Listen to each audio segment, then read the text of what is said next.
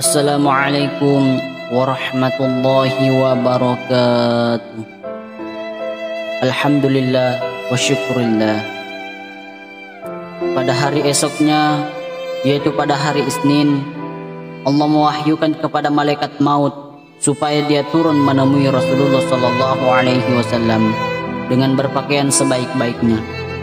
Dan Allah menyuruh malaikat maut mencabut nyawa Rasulullah sallallahu alaihi wasallam dengan lemah lembut. Seandainya Rasulullah menyuruhnya masuk, maka dia dibolehkan masuk. Tetapi jika Rasulullah sallallahu alaihi wasallam tidak mengizinkannya, dia tidak boleh masuk dan hendaklah dia kembali saja. Maka turunlah malaikat maut untuk menunaikan perintah Allah Subhanahu wa taala. Dia menyamar sebagai seorang biasa.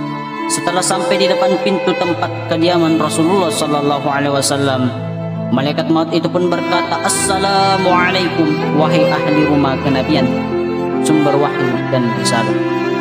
Fatimah pun keluar menemuinya dan berkata kepada tamunya itu, "Wahai Abdullah, hamba Allah, Rasulullah sekarang dalam keadaan yang sakit."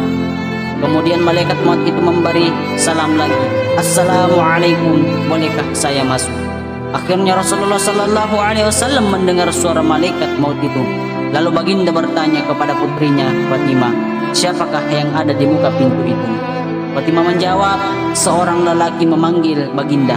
Saya katakan kepadanya bahwa baginda dalam keadaan yang sakit."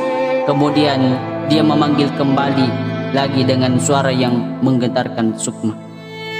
Rasulullah sallallahu alaihi wasallam bersabda, "Tahukah kamu siapakah dia?"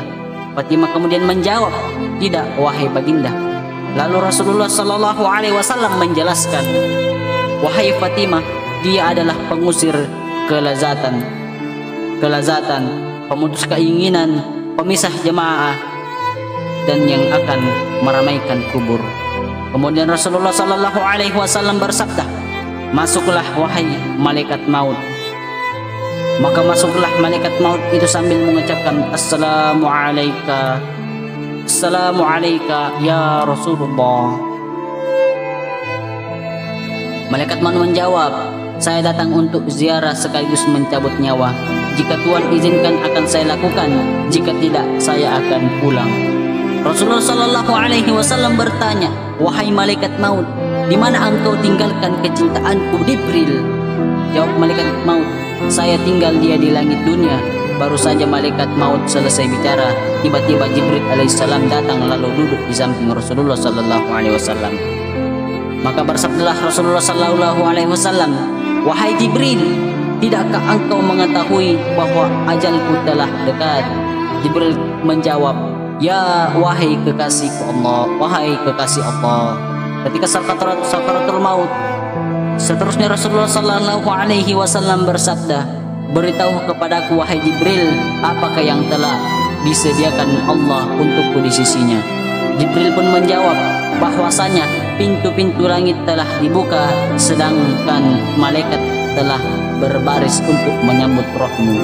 Baginda sallallahu alaihi wasallam bersabda, "Segala puji dan syukur bagi Tuhanku, wahai Jibril, apalagi yang telah disediakan Allah untukku." Jibril kemudian menjawab lagi bahwasanya pintu-pintu surga telah dibuka dan bidadari-bidadari telah berhias, sungai-sungai telah mengalir dan buah-buahnya telah ranum. Semuanya menanti kedatangan rohmu. Baginda Rasulullah sallallahu alaihi wasallam bersabda kembali, "Segala puji dan syukur untuk Tuhanku. Beritahu lagi wahai Jibril, apalagi yang disediakan Allah untukku." Jibril kemudian menjawab, "Aku memberikan berita gembira untuk Tuhan. Tuhanlah yang pertama-tama diizinkan sebagai pemberi syafaat pada hari kiamat nanti." Kemudian Rasulullah sallallahu alaihi wasallam bersabda, "Segala puji dan syukur aku panjatkan untuk Tuhanku sebagai Jibril beritahu kepadaku lalu tentang kabar yang menggembirakan aku." Jibril alaihissalam bertanya, "Wahai kekasih Allah, apakah sebenarnya yang ingin Tuhan tanyakan?" Rasulullah sallallahu alaihi wasallam menjawab, "Tentang kegelisahanku, apakah yang akan diperolehi oleh orang-orang yang membaca Al-Quran sesudahku? Apakah yang akan diperoleh oleh orang-orang yang berpuasa pada bulan Ramadan sesudahku? Apakah yang akan diperoleh orang-orang yang berziarah ke Baitul Haram sesudahku?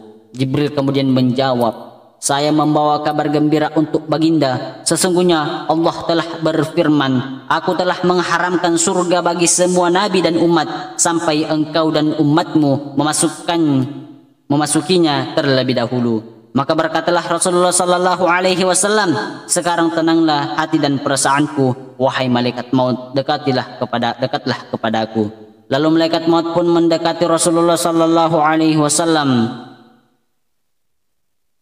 Ali radhiyallahu an bertanya, wahai Rasulullah sallallahu alaihi wasallam, siapakah yang akan memandikan baginda dan siapakah yang akan mengkafaninya?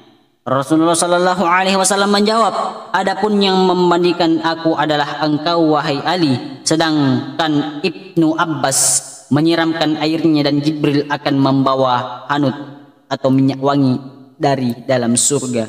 Kemudian malaikat maut pun mulai mencabut nyawa Rasulullah sallallahu alaihi wasallam. Ketika roh baginda sampai di pusat perut, baginda berkata, wahai Jibril, alangkah pedihnya maut. Mendengar ucapan Rasulullah sallallahu alaihi wasallam itu, Jibril memalingkan mukanya.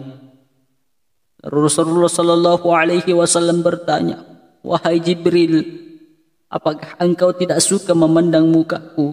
Jibril menjawab, wahai kekasih Allah, siapakah yang sanggup melihat muka baginda sedangkan baginda sedang merasakan sakitnya maut?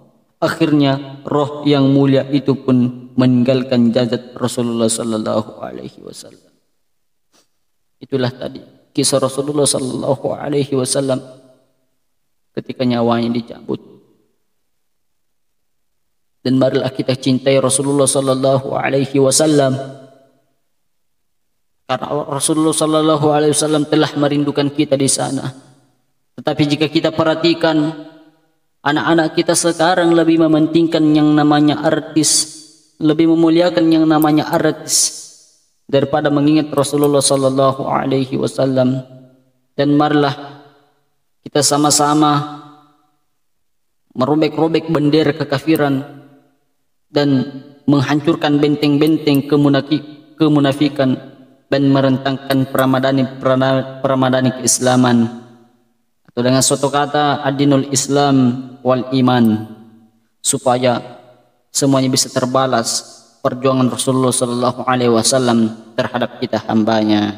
Wabillahi taufiq wassadah. Wassalamualaikum warahmatullahi wabarakatuh.